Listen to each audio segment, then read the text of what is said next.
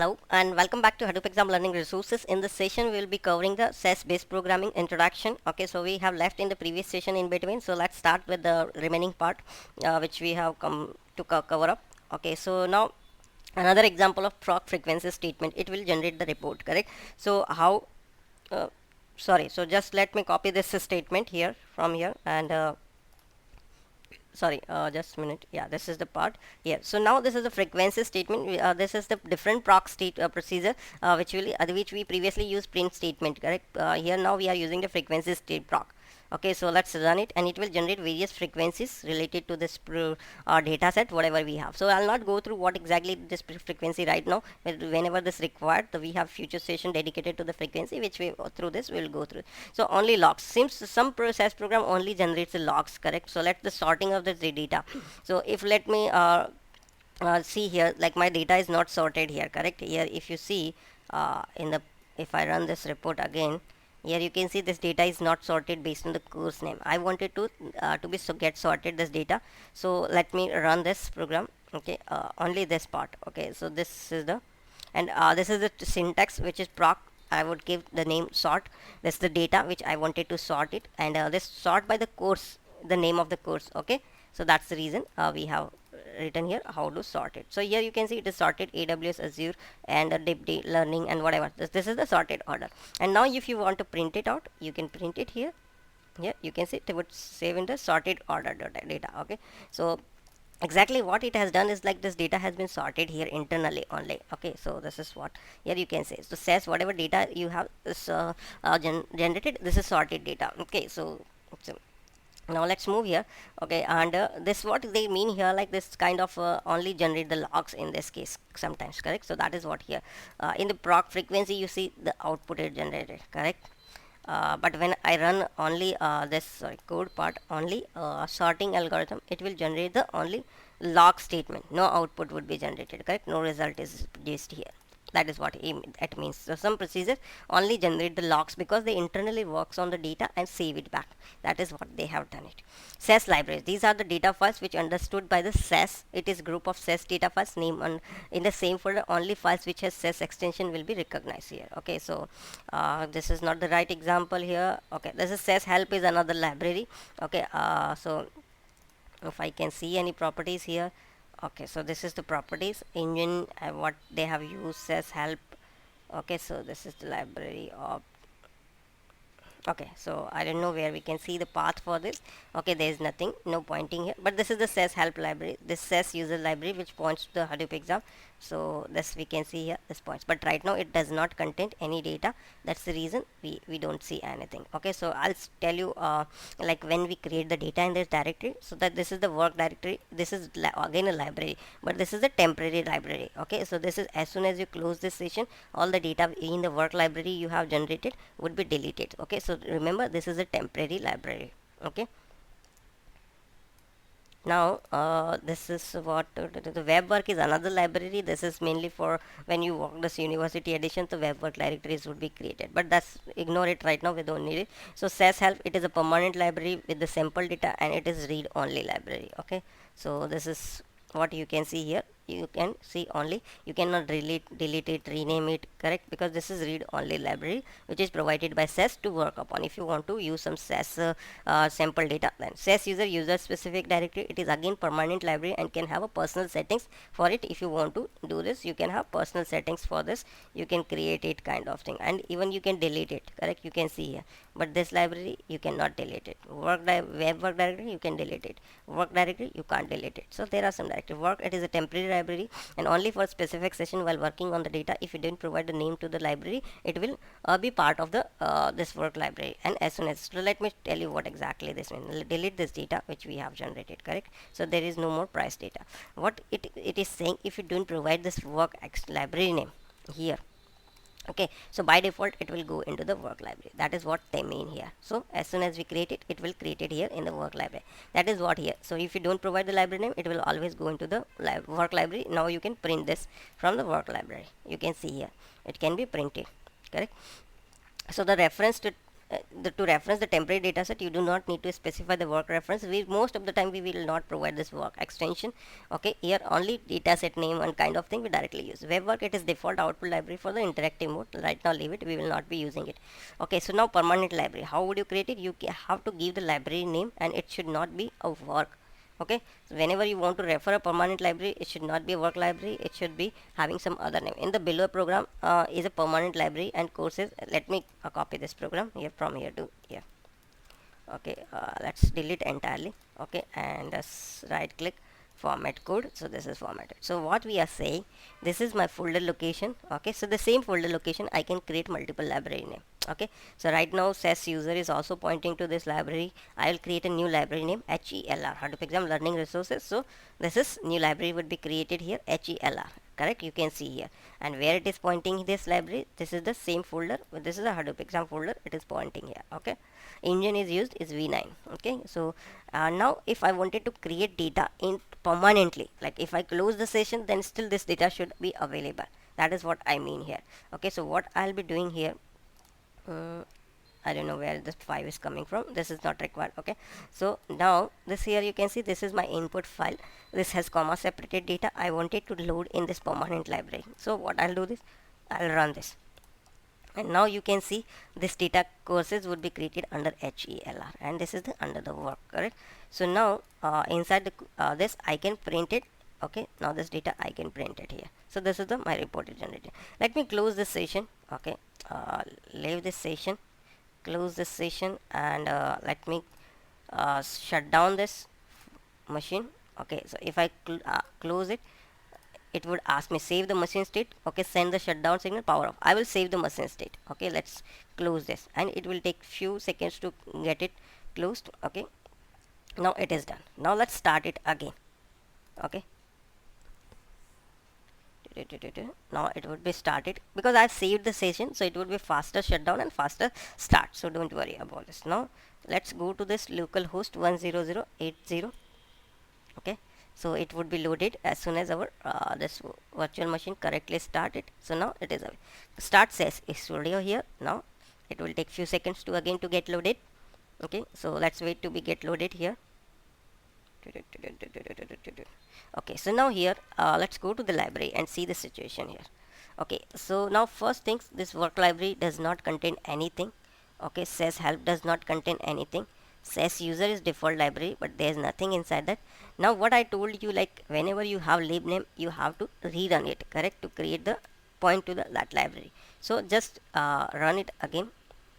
Now you can see HELR is now pointing to the this location, and this location already have this data in the Hadoop exam folder. If I go here, this is the data already there. This is courses.ses.7bdet file, that whatever they have created. So that's the reason it is given here, because this is permanently stored. Whatever we have stored in the work library has gone now because I have closed the session, so this is no more available. So you have seen two things.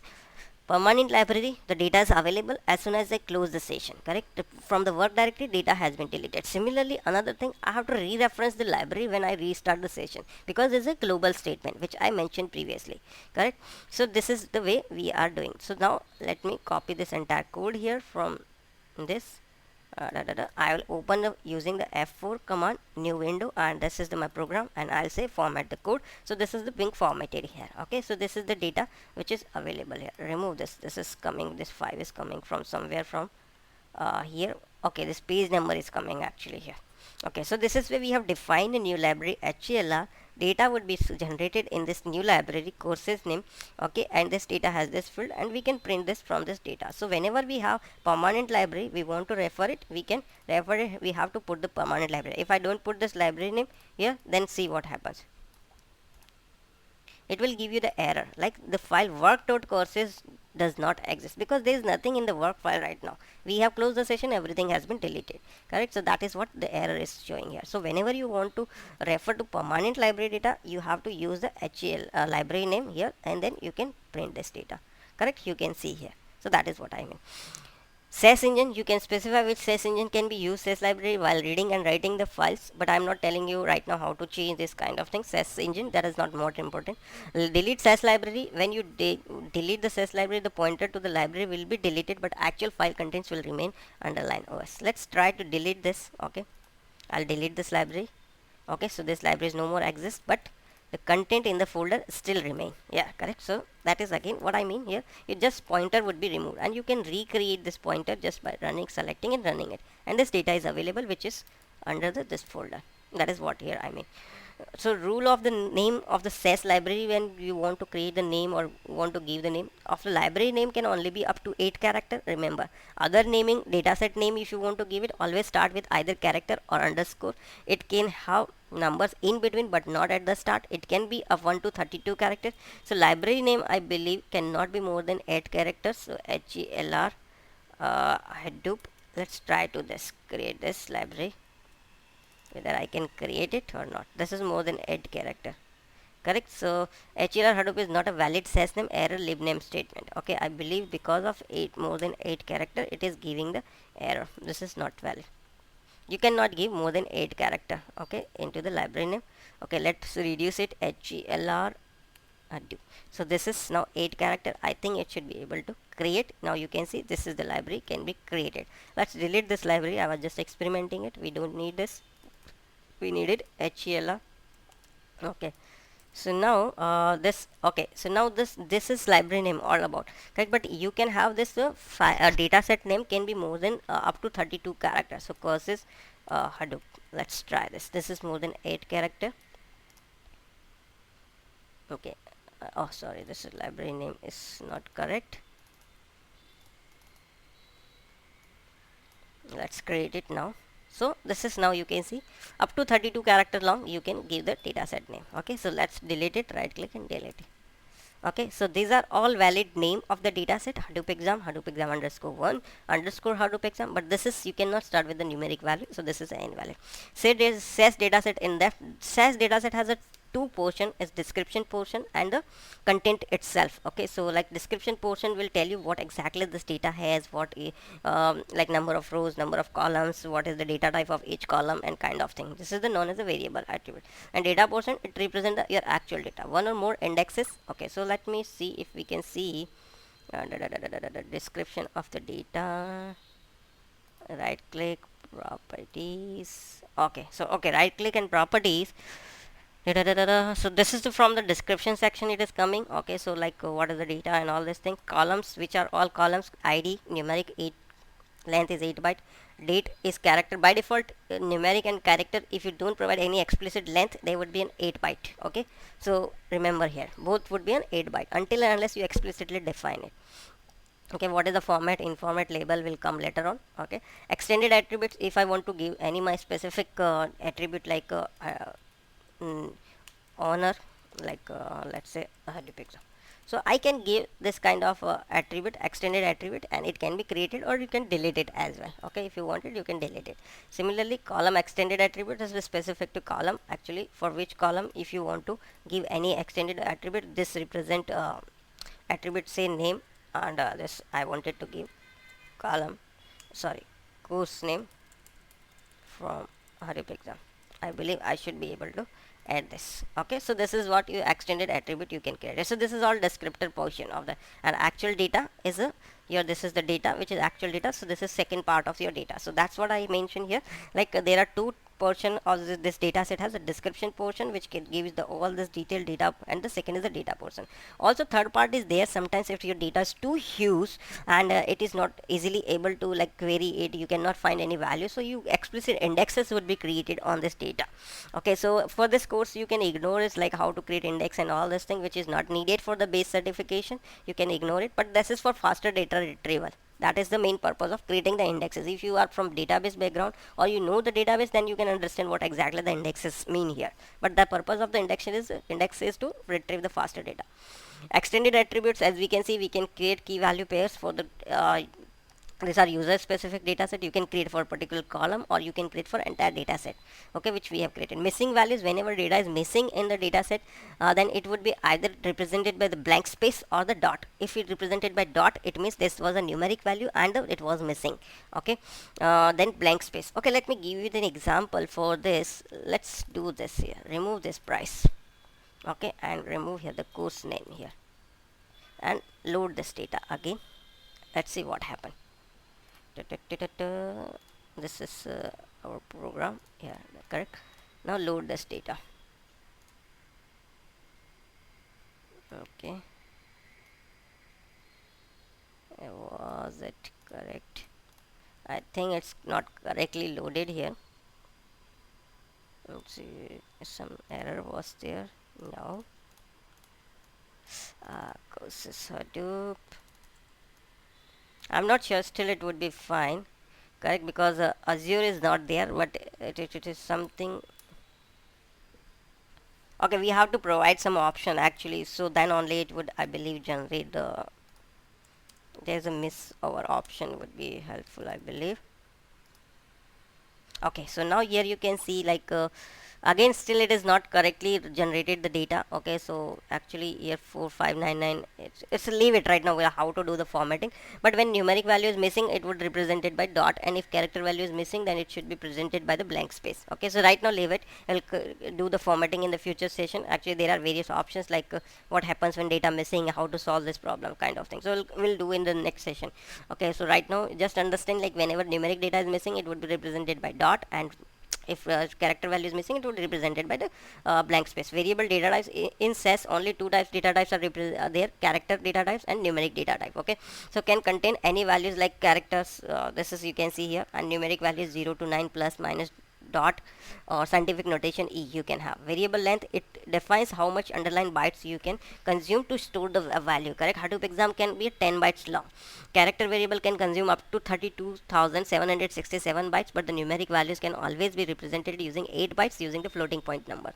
So it can, numeric value cannot take more than 8 character. Variable format, okay, so it is useful to show how your data should be displayed. SAS by default provides some format, however you can use your own format as well, and it does not impact how the data is stored underlying system. So if you want to represent this data, then it is the dollar data, and its width is 8 characters, 8 digit long, include dot and dollar sign as well, and decimal point up to 2, correct. That is what here. So 1 2 3 4 5 6 7 and 8 character long, and the 2 decimal points. Similarly, a comma 8.2 represent width is 8 and 2 decimal points. Okay, so that's will come into this actually format in format. When we do the actual hands-on for this data, then it would be more understandable. But right now, just try to understand. This is what I mean here.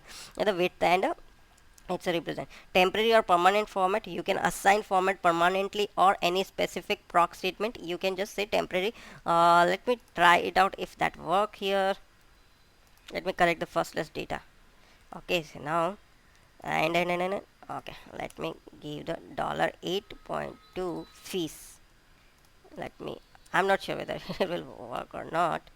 Have to format statement, I believe. Let me try it out now. Yes, perfectly, it's working as now. I provided format and say display it in the 5000, so $8.2, correct. So what I have given, so it will create a dollar sign in front of that, width is 8 and 2 decimal point, it would generate the data. So here you can see here 2 decimal point, data would be generated. Now the point here, what here, the format whatever you are providing here in the proc statement, it is just for display purpose, so it is a temporary. If I put this format here inside the data step, then it would be a permanent, I think. Okay, and let me try to run it. So now again log, there is no error. Okay, and this is the permanent format which would be stored with the data. Okay, so if I open this data, you can see here in this data. So that is what I mean here. If you don't provide here the format, okay, let's remove this again. So whatever data stored here, okay, will not have the format here. Okay, yes, yeah, refresh it. Okay, so you can see here the format has been removed. So that's what here means. If you provide the format inside the data step, it will remain permanent and would be stored with the data. But here if you provide in the proc statement, then it is a temporary purpose only, correct. Now let's see variable in format. Before storing the values in sess, you need to convert it, and you can use in format. Sometimes what happens, your data is provided is in this format, correct? Yeah, put the dollar here, correct? So now this is a numeric value, but not as a standard format. This is known as a non-standard format. You have to first convert into the proper format which can be understood. Okay, so we, in this case, we can use this in format statement, and we can convert this data back to the actual numeric format when storing it. So that is all depend. We will cover this later on. Okay, so I'll not cover in this. Okay, so and label, you want to display the column name other than variable name, then you can use up to 256 character long label name. Okay, so we'll create the label name, and which is more descriptive. Other way around, if the variable names is quite long, then you can use the labels to shorten them as well. Okay, so we'll do this, how to do label change and kind of thing in later. Proc contents, it will tell you like descriptive portion is what, and what is the this portion, data portion. Okay, so let me print here. Okay, so data HELR courses. So if I run this proc, you can see it will print the descriptor portion here and cut the actual data value. Descriptor portion it would print here only. Okay, so this is data set name, what is which engine, what is created date, what is the represented encoding, data set, page size. There is a lot of information, and the data type, which is more important for us, and this length. Okay, so that is what you can use the contents proc to print the descriptor section. Okay, so sess library, which we have already covered, actually assigning name to the library. So here a library name HELR. Here C I have given because like if you are working on Windows, then you could provide the C Windows path. Okay, so that's why you can create here. And this is the HELR is our main library name, and this is the data set name which we can do. So in the above example, courses is library references, and subscriber is a okay, so the wrong statement here. Okay, so HELR is a library name, and courses is a data set. Okay, library name can be 1 to 8 character long, only can contain underscore and then numbers, and can start only with underscore or character. Engine, sess engine, which by default v9. HELR is a lib reference. You can use multiple lib name statement to assign as many library references as you want, which we have done actually, correct? Sess user and sess HELR both are pointing to the same location. Libname statement is global, hence it remains effective until change, cancel, or session ends. So we have ended the session, and we have seen it. Hence, whenever you start the session, you need to create the lib reference again. So that's all about the session. Thanks for watching, and I hope you like this session. If you're watching on YouTube, don't forget to subscribe on YouTube. And these are the material which we are providing as part of our training certifications. So big data certification, cloud computing certification, SES certification, analytics certifications. We are soon launching data science and machine learning trainings as well.